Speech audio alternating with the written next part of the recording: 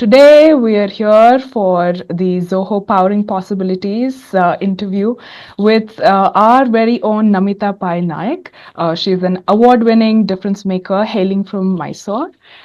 She's the founder of People Impact Network, which we'll learn about in a bit here, and former president of the organization. She's pioneered initiatives like Sari Strong, which promotes sustainable fashion, and a brilliant thought that came from this organization. So let's hear more about her piece directly from Namitha Garu. Hello, Namitha.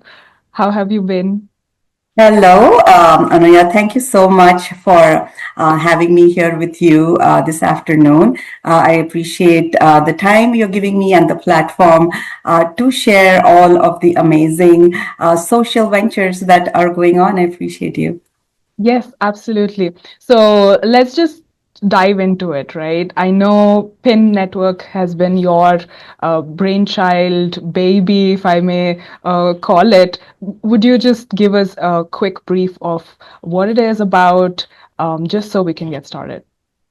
Absolutely. So, yes, my brainchild, my baby, People's Impact Network is a nonprofit that is based out of Allen, Texas, but has a presence all over the country. It's a little over 5 years since its incorporation, and the mission of People's Impact Network is to promote the reuse of ethnic clothing and to support the community through our programs.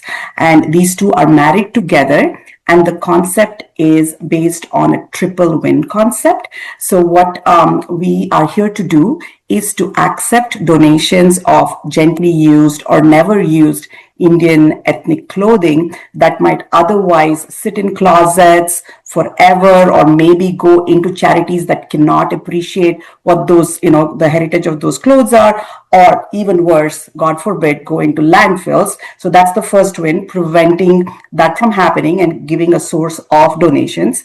The second win is to normalize wearing Indian ethnic clothing, such as the one I'm wearing here in this country, as just regular everyday clothing by making it affordable and available for anybody and everybody at lower prices than one would get at retail. That's the second win. And the third win, which is near and dear to my heart and everybody else, which is also the key differentiator between People's Impact Network and other organizations. I call them organizations or efforts that are now in the space of reusing ethnic clothing. The differentiator is all of the funds that are generated by reselling these donated clothing goes back right here in the communities that we live through micro grants, right? So I'm very passionate about the whole concept of give where you live, right? We live here in America. We are a part of the American fabric, because fabric is what we're talking about, right? So it fits Yeah. in beautifully. And we live here and we have to integrate, we have to assimilate. And one of the beautiful ways of doing that is giving back here in the local community. So we do that by giving micro grants to many small charities. And that's the third win. So it's triple win, it's give where you live, it's be proud of your heritage, and it's take everybody in your embrace, right? It's while these clothes are coming from India or Indian heritage or South Mm. Asian heritage, it's not only about that, right? It's about everybody here in America. Amazing, amazing. I just had goosebumps while you were telling me about the Oh, three win, just how you were able to summarize the wins, right? Um, a lot of us just identify the problem. We just crib about, oh, I have all of these clothes in my closet. I can't decide which one to give away. I might just keep them all. So, to your point, like a lot of clothes are sitting in our closet, waiting for us to, either wear them or give it to someone who can respectfully appreciate the fabric itself. So, how can you just tell us how did you get out of that problem complaining mindset, but then saw an opportunity out there and said, hey, you know what, we can do something about this. Let me try and get a group of people and then start this reselling. Walk us through that moment of like, how shall we turn this problem into the opportunity and spread the message across?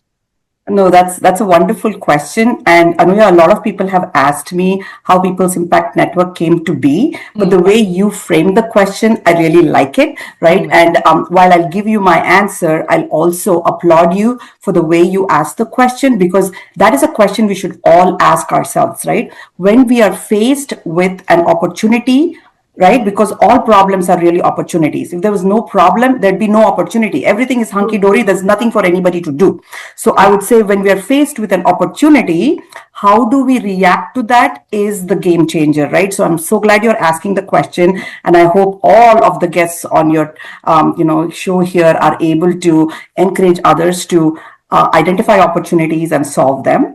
So thank you for that. And now Correct. going back to your question itself, for me, I think it was really, I say this all the time, to the sphere of influence that I have, that I'm a listener to the universe, right? I listen to the universe as it is guiding me. And I am a praying person. And when I pray, I don't pray for, this or that or the other thing. I pray for the powers above to give me the wisdom to see the opportunities and the courage to follow through when I see those opportunities, right? So I think that's the thing, right? To know if something is happening and to take the courage to Mm-hmm. do it. Mm-hmm. And in this case, 10 years ago, what happened was, a coworker of mine got diagnosed with ALS.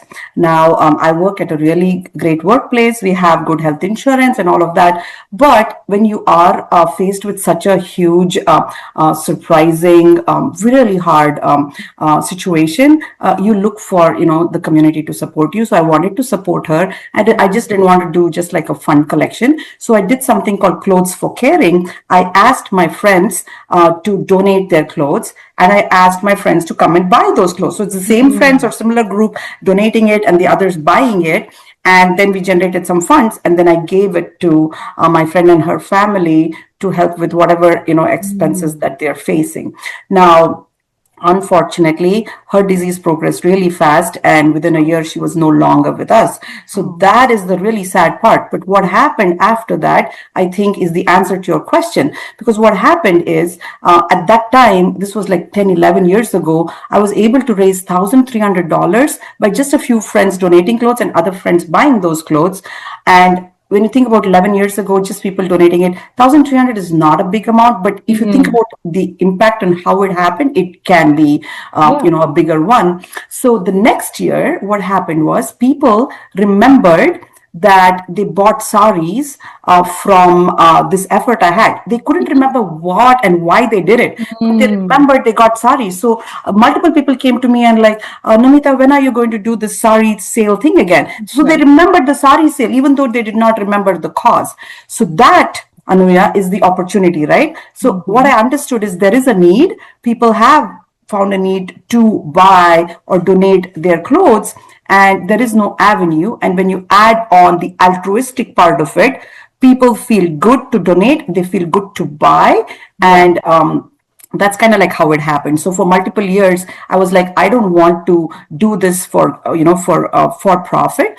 So Yeah. initially I started helping South Asian charities that helped women affected by domestic violence, because the Mm. sari and a woman seemed like very close. Mm. The security of sari seemed close. So that's kind of what happened. I relocated here to Texas. I put out a message in the, in the Facebook Community. world, Yeah. and I said, hey, Facebook people, there are so many Facebook groups. Does anybody do something like this? Can I join forces? And everybody said, oh no, there's nothing like this. This is a novel idea.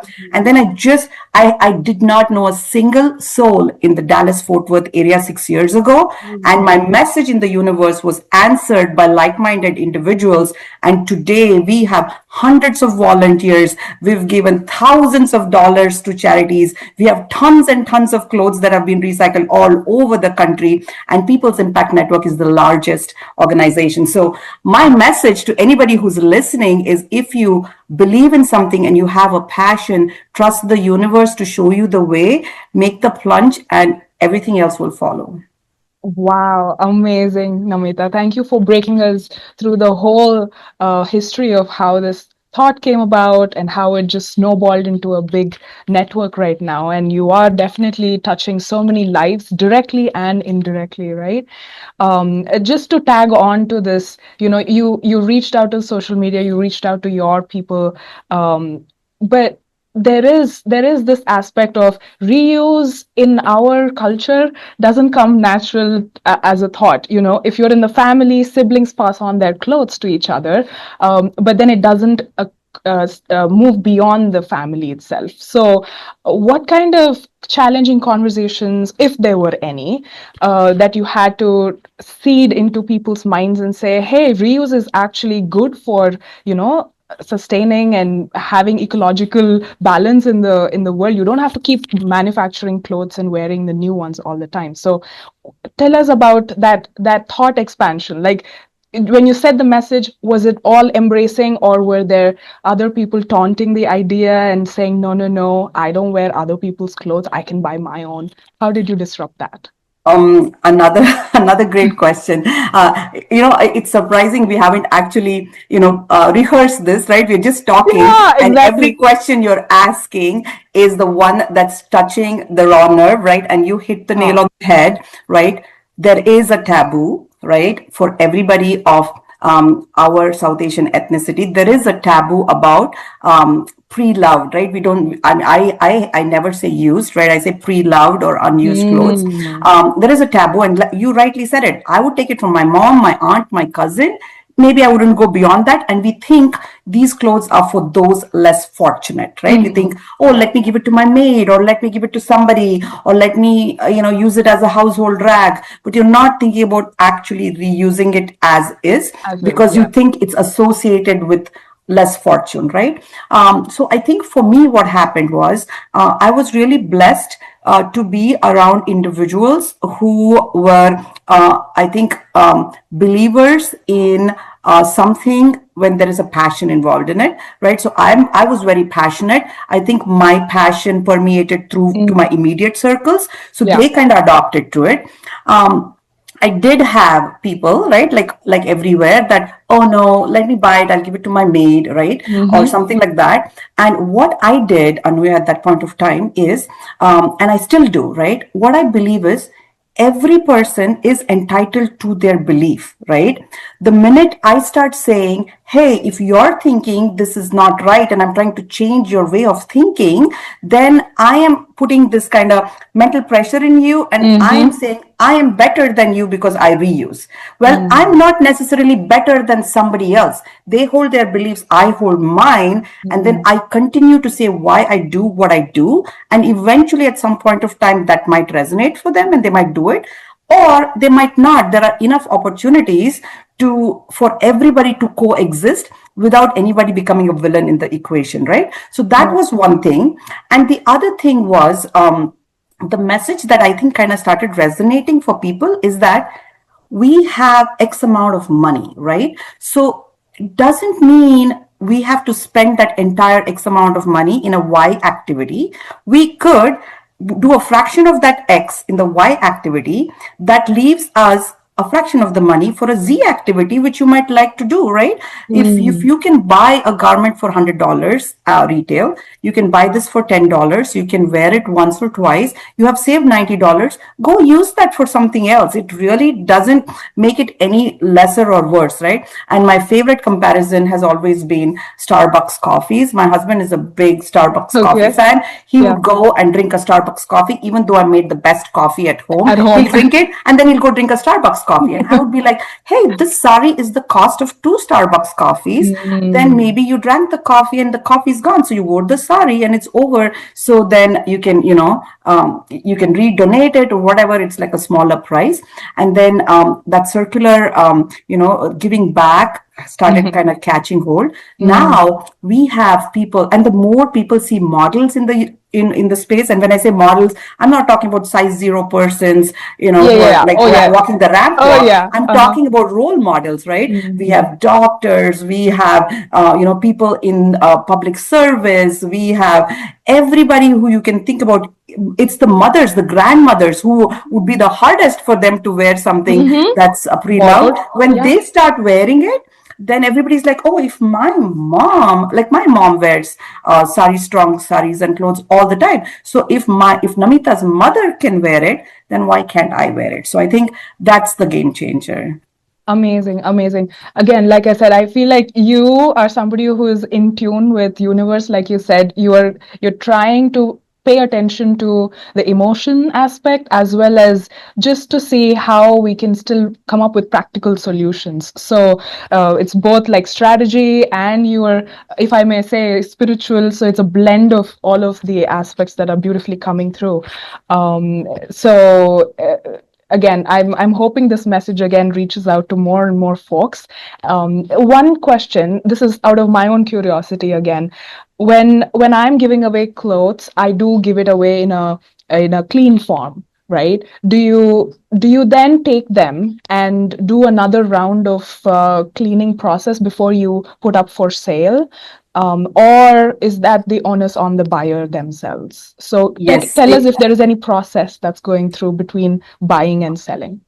Yeah, so this is a moment of me expressing gratitude to everybody in this country who has been donating their gently used or never used clothes to People's Impact Network. We have tons and tons of clothing, and I would say a fraction, a very small fraction, less than 1%, maybe less than 0.5% of clothes are those that we cannot reuse directly. Mm. Most of the clothes come beautifully packaged, nicely folded, pressed and dry cleaned and laundered. They're on hangers or they're put in beautiful boxes, Okay. and people give it with respect. So for Mm. that, I'm really grateful to everybody who does that. So in terms of how we process it is we take the things that come to us, we visually inspect it, and then we resell it. So like you said, it's on the buyer on how they want to use it Okay. again afterwards. But I think of all of the thousands of garments that have passed through my hands,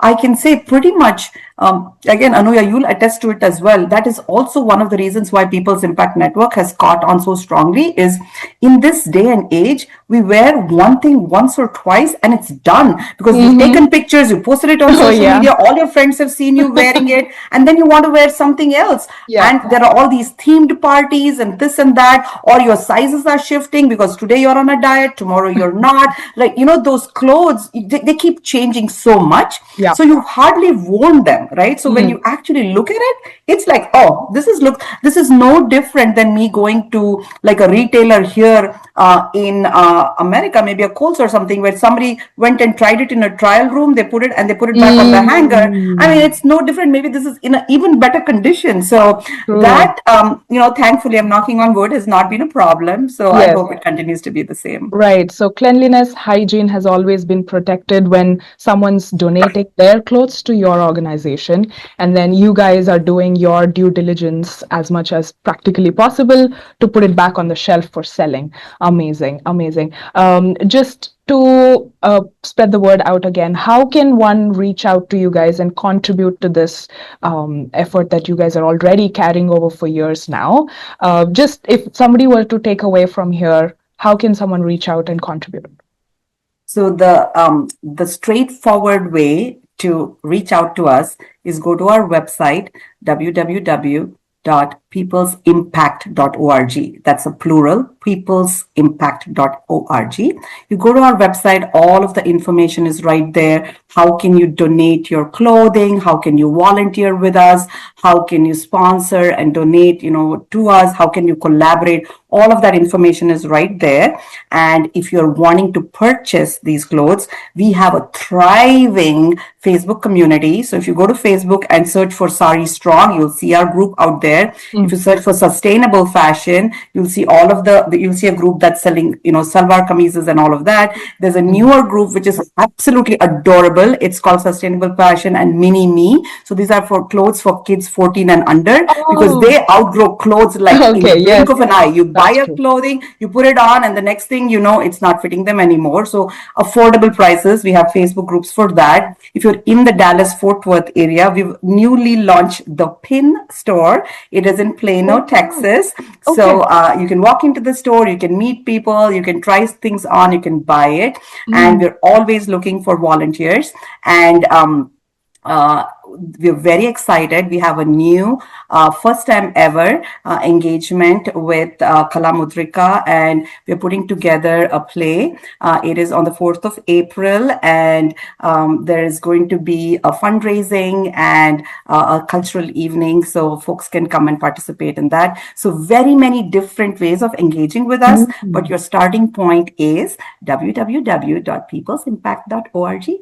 The website, amazing. Okay, so now that we've understood what the thought is, what the nonprofit organization does, and how to reach out. Now let's again tease back into what Namitha as a leader is. So to bring out the layer of that aspect from you, Namitha, we're gonna have what we're calling as a Zoho spotlight. So this is going to be a segment, small segment. I hope it is fun, where I will give you a myth or reality challenge. Meaning, you just tell me when I say one statement, if you, according to your experience of leading this organization and various other places that you are doing today, especially as a difference maker, right? So making and breaking a thought is not easy, and you've been able to do that successfully. So that's why I thought myth or reality is going to be a fun segment for you. So Zoho Spotlight, myth or reality. I'm going to give you like 4 or 5 sentences. Just tell me what your thought is. Okay, so the first one So do is, you want my thought in a single word, or am I explaining my thought? You just want to just give say, me a single answer first. okay, Yeah? okay, Okay, okay. myth or reality. Immigrants should focus on settling in before giving back to the community. Myth, Myth or reality number two. Women leaders have to choose between empathy and effectiveness. myth, Myth or reality number three. Giving back requires money more than creativity. myth. Okay, I think I'm getting a series of myths. So this again proves to the world that a lot of thoughts that we've had, coming from the mouth of the great leader again. So they're all myths. Let me try and see if there is a reality that could come through. um, Once you start a non-profit, sleep becomes optional. Myth or reality? I know you want me to say reality, but I will say myth, Anuya. Sleep is very important. Sleep is very important. Okay, okay, okay. Again, not at the cost of our own health, right? That's Yes, that's your yes. point. Amazing. So the fifth one, immigrant women can't influence systems like the Federal Reserve. Myth. Myth. Again, I teased that piece into it because I read your profile, and I believe you do hold a full-time job as well, right? And that Yes. is at the federal unit. Do Yeah, you the want to Federal just Reserve. Yes. Yeah, do you want to just say a word about it? Again, like I said, you are so multifaceted. You already have a full-time job and still are able to produce such great results for the Impact organization. So maybe I'll sum up all of my Mhm. myth answers into one statement. Okay. Sure. I think I do believe that one must find what they believe, right? They should find out what they're passionate about and then put their passion and energy towards it. And there is no better time than now, right? Unless you are breaking any rules, right? Rules or laws, there is nothing that should stop you. So, volunteering, whether you're an immigrant or not, participating in any kind of giving back, I think there is no limit to it, right? You Mm. are able to volunteer. There are lots of places where you can do it, and that's the first step. So that's why most of my answers there said myth. Again, when it comes to foregoing sleep and stuff, I do think I've learned through some leadership courses and stuff that one cannot pour from an empty cup, right? You need to fill your cup before you can pour, which means you need to take care of your health, you need to take care of your personal finances, and you need to take care of your immediate family. That cannot come, you cannot put that at a risk because you're doing other work, right? Other work comes after that. So, and then when it comes to actual full time work, it is absolutely totally possible to be completely dedicated to your employer and your full time work and do other community service after, because people say 24 hours, and a lot of people ask me, Namita, how are you able to do a lot of it? I say two things, right? It is, one is prioritization. I am putting my time and effort towards the things that I feel are priority, and different people have different priorities, and that's okay, right? So one is prioritization, and the second is seeking help, right? You have to take help from your family, from your friends, from your children. Ask for help and take the help when it's given, because nobody can do anything alone. People's Impact Network today is where it is because there is an amazing new leadership and a new board that is putting all their efforts into it. They came in and they pitched in because I opened the doors, right? So open the doors and let people come in and help you. So when you do that, everything else you ask becomes a myth because there are no more excuses left. Amazing, amazing. See, I wrote down in the end of this interview, I wanted to see if you can give one message out to the young entrepreneurs who would be listening to this, on or even just anyone actually who wants to become an entrepreneur. What is that one mindset shift that you can we want people to take away, how they would want to handle pressure or uncertainty more effectively? But you've already summed it up for me. So thank you so much, Namita, again for summarizing it all so beautifully. That listen to yourself. What is the passion, and then how can you productively bring about practical solutions and create impact? Right?